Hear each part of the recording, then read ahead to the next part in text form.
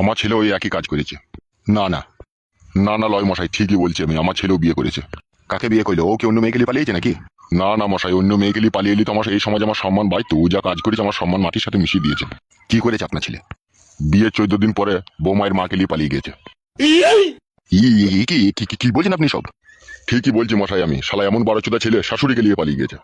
আর আপনার ছেলে তো অন্য মেয়েকে বিয়ে করেছে, এটা তো কোনো দোষের কথা নয়। তার ভালো লাগেনি, সে করেছে বিয়ে। কিন্তু আমার এই শালোটা যা কাজ করেছে এ তো আমার সমাজে মুখ দেখাবার উপযুক্ত রাখেনি আমাকে। এই সমাজে ছেলে পেলেগুনা এমন পরিস্থিতিতে পড়ে গেছে, 2-3টি করে বিয়ে করেছে, ওরা কি মজা বুঝছে কি জিপেছে আমিও বুঝতে পারছি না। আমিও তো সেই একই জিনিস বুঝে উঠতে পারছি না, সেই একই তো জিনিস, তাও ওরা ওই জিনিসগুলো লিখে তো পাগল হয়ে গেছে কেন?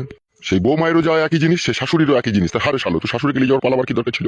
শাশুড়ি মাকেও তো আছে ঢেমন, দেখছে মেয়ে আছে, মেয়ে দিয়েছি, তারপর সেই মেয়েকে থুয়ে আবার তার সাথে পালানোর দরকার কি ছিল? ও বুঝছে না যে মেয়ের কপাল পুচ্ছে। ওগুলাকে শাশুড়ি বলে না, ওগুলোকে বলে রড ভাতারি মাগি, ওরা রড পেলেই আনন্দ। ঠিকই বলেছেন আপনি। হ্যাঁ, তা আপনি বলুন কিসের জন্য এসেছেন? দুটো বিয়ে মানেই তো বুঝতে পারছেন যে ঘরে কিরকম ঝগড়া অশান্তি চলছে। তাই আমি ভাবলাম আমার ছেলেকে একটা আলাদা করে জায়গা কিনে আলাদা জায়গায় ঘর বাড়ি করে দেবো। সে তো খুবই ভালো কথা। তা হ্যাঁ মশাই, এখন যদি আপনি আমাকে একটা জায়গা বিক্রি করেন তাহলে তো আমার খুব ভালোই হয়। জায়গাটা তো বিক্রি করা তো কোনো ব্যাপার নয়, জায়গা তো বিক্রি করা যাবে। মেন হচ্ছে জায়গাগুলো সব আমাদের ভাইয়াদি ভাগ আছে না, ওইখানেই তো একটু সমস্যা হয়ে গেছে। বেচার সময় সবাইকেই রাখতে হবে। শুনেন মশাই, এখন রেজিস্ট্রি আপনাকে করতে হবে না, এখন আপনি শুধু একটা জায়গা দিবেন, ও ঘর বাড়ি করে থাকবে, আমি আপনাকে ক্যাশ টাকা দিয়ে দেবো। ঠিক আছে, তাই নিও। তাহলে কবে দেবেন আপনি জায়গা? আপনি যখন নেবেন তখনই দেবো। আমার তো আজকালের মধ্যেই হলে খুব ভালো হতো।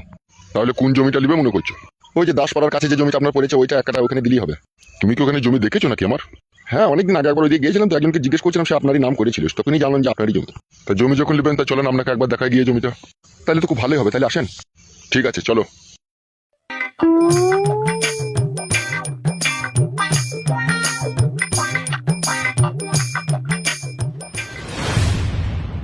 এই দেখুন, এই মাঠটাই পুরোটাই আমার, আপনি কোন দিকটা নেবেন এবার দেখুন। অত বড় মাঠ তো আমি কিনতে পারবো না, আমি তো অল্প এক কাটা নেবো। হ্যাঁ, তা আপনি এক কাটাই নেবেন, কোন দিকটা নেবেন দেখুন। আপনি আমাকে ওই কোন চাপ করে দেবেন। কোন চাপ করে? ও, ওই কোন চাপ করে নেবেন, ওই দিকটা তো বড় ভাইয়ের দিকে পড়ে গেছে। তাহলে আপনার দিকে কোনটা পড়ছে? এই তো আমি যেখানে দাঁড়িয়েছি এইটাই আমার দিকে পড়ছে। তাহলে এইখানেই দাও। তাহলে লাও, এইখানেই লাও। তাহলে এক কাটা জায়গায় কত দাম দেবো বলেন? কি আর বলবো, এমনিতেই তো তোমার কাটা ঘায়ে নুনের ছিটে, কিছু তো আর করার তো নেই। তুমি এক কাজ করো, আমাকে 70,000 টাকা করে কাটা দিও, এক কাটা জায়গায় 70,000 টাকা দিও। 70,000 একটু কম নিলে হতো না? ঠিক আছে, 5,000 কম দিও। আপনি এক কাজ করেন, 60,000 করলেন। বেশ যাও, তাই দিয়ে তাতেই খুশি হইও।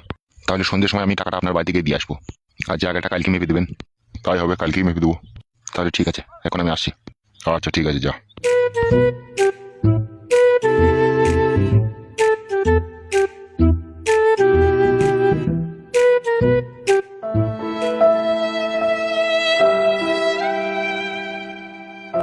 কাকিমা, 1 মিনিট দাঁড়াও তো। কে কে তুমি? আমি এক হতভাগা নির্লজ্জ বেহায়া স্বামী। এসব কি বলছো তুমি? হ্যাঁ কাকিমা, আমি যা বলছি সব ঠিকই বলছি। কি হয়েছে কি তোমার? কাকিমা, আজকে 4 দিন হলো আমার বউ বাড়ি থেকে পালিয়ে গেছে। কোন ছেলের সাথে গেছে, কার সাথে গেছে আমি কিছুই জানি না। আমি গ্রামে খুঁজতেছি, যে আমি কোথায় পাবো সেটাই আমি বুঝতে পারছি না কাকিমা।